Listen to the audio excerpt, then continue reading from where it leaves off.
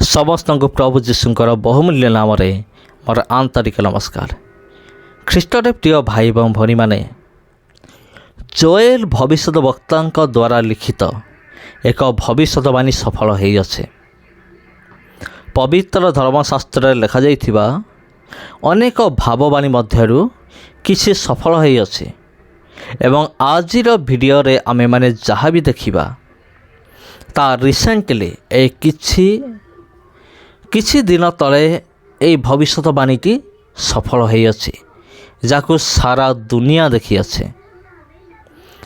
ତେବେ ମୁଁ ପଢ଼ି ଦେଉଅଛି କେଉଁ ଭବିଷ୍ୟତବାଣୀ ଏବଂ ତାହା କେମିତି ସଫଳ ହୋଇଛି। ମୁଁ ଆପଣଙ୍କୁ ଲାଇଭ୍ ଦେଖାଇବି, ପୁରା ଡାଇରେକ୍ଟ ମୁଁ ଆପଣଙ୍କୁ ଦେଖାଇବି ସେହି ଭବିଷ୍ୟତବାଣୀ ସଫଳ ହେବାରଟା ଆପଣ ନିଜ ଆଖିରେ ଆପଣ ଦେଖନ୍ତୁ। ତେବେ ଚାଲନ୍ତୁ ପ୍ରିୟ ବନ୍ଧୁଗଣ, ପୁରାତନ ନିୟମରେ ଜୋଏଲ ବୋଲି ଜଣେ ଭବିଷ୍ୟତ ବକ୍ତା ଥିଲେ। ସେ କ'ଣ ଭାବବାଣୀ କରିଥିଲେ, ସେ ଭବିଷ୍ୟତବାଣୀ କ'ଣ କରିଥିଲେ ତାହାକୁ ଆମେମାନେ ଦେଖିବା। ଜୋଏଲ ତା'ର ଦୁଇ ପର୍ବର 30 ପଦ ଏବଂ 31 ପଦ। ଯଦି ଆପଣଙ୍କ ପାଖରେ ବାଇବେଲ୍ ଅଛି ତେବେ ଆପଣ ବାଇବେଲ୍ ଖୋଲନ୍ତୁ, ଆଉ ଏଇଠି ଆମେମାନେ ଦେଖିବାକୁ ପାଇବା। ତେବେ ଏଠାରେ ଏମିତି ଲେଖାଯାଏ, ଜୋଏଲ 2 ପର୍ବର 30 ପଦରେ, ପୁଣି ଆମ୍ଭେ ଆକାଶରେ ଓ ପୃଥିବୀରେ ରକ୍ତ ଓ ଅଗ୍ନି ଓ ଧୂମ ସ୍ତମ୍ଭର ଅଦ୍ଭୁତ ଲକ୍ଷଣ ଦେଖାଇବା।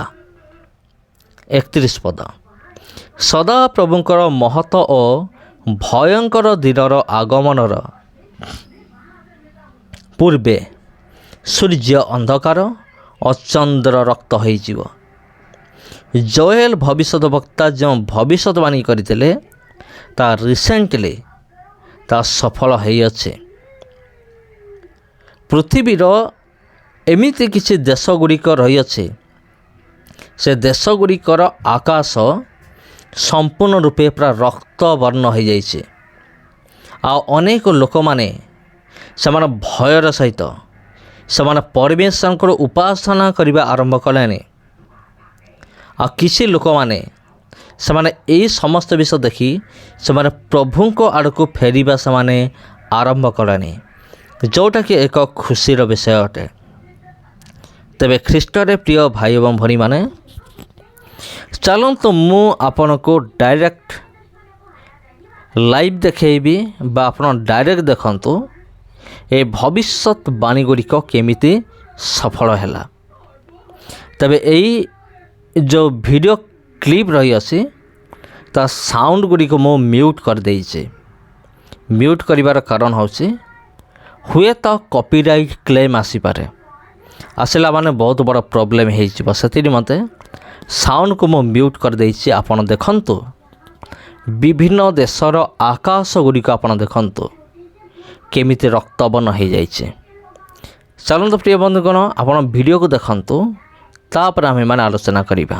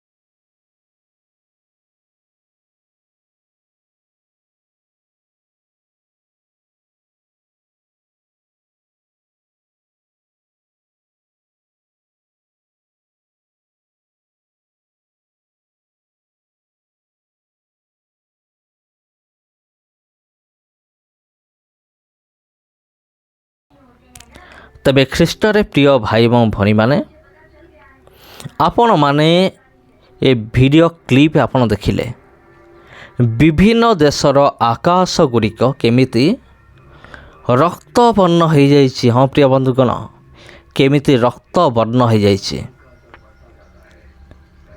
ଆଉ ଏହା ହେଉଛି ଭବିଷ୍ୟତବାଣୀ ସଫଳ ହେବାର ଚିହ୍ନ, ବା ଏହି ଚିହ୍ନ ଦ୍ୱାରା ଭବିଷ୍ୟତବାଣୀ ସଫଳ ହେଲା।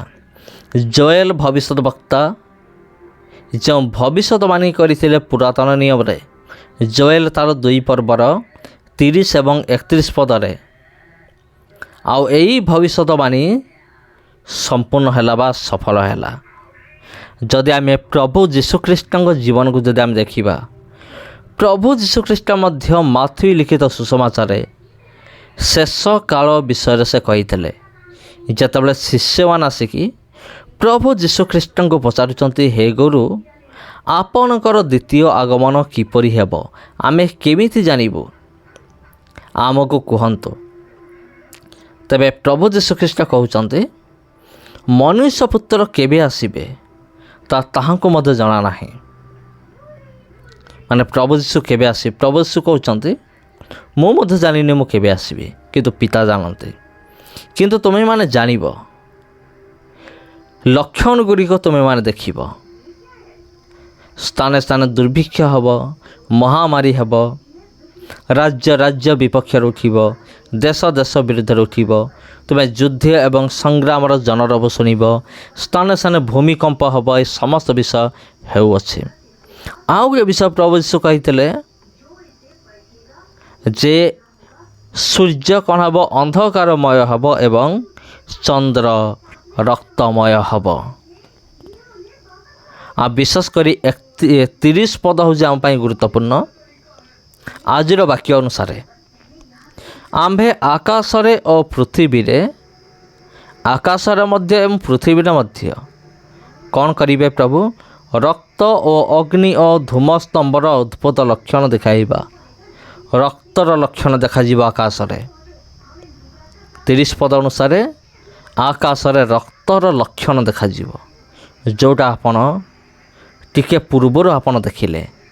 ବିଭିନ୍ନ ଦେଶର ଆକାଶ ଗୁଡ଼ିକ ରକ୍ତବର୍ଣ୍ଣ ହୋଇଯାଇଛି। ଏହା ଦେଖିକି ଲୋକମାନେ ସମସ୍ତେ ଭୟରେ ଥରହର। ଅନେକ ଲୋକମାନେ ଯୀଶୁଙ୍କ ପାଖକୁ ଫେରିଛନ୍ତି। ଏଇଟା ସବୁଠାରୁ ଖୁସିର ବିଷୟ ଅଟେ। ନମସ୍କାର ପ୍ରିୟ ବନ୍ଧୁଗଣ, ଆପଣମାନଙ୍କୁ ପ୍ରତ୍ୟେକଙ୍କୁ ପ୍ରଭୁ ଯୀଶୁଙ୍କର ବହୁମୂଲ୍ୟ ନାମରେ ଆନ୍ତରିକ ନମସ୍କାର। ଆଜି ପାଇଁ ଏତିକି। ପୁଣି ଭେଟ ହେବ ଆପଣ ସହିତ ଆଉ ଗୋଟେ ଭିଡ଼ିଓରେ, ଆଉ ଗୋଟେ ଅଧ୍ୟାୟରେ। ସମସ୍ତଙ୍କୁ ପ୍ରଭୁ ଯୀଶୁଙ୍କର ବହୁମୂଲ୍ୟ ନାମରେ ମୋର ଆନ୍ତରିକ ନମସ୍କାର।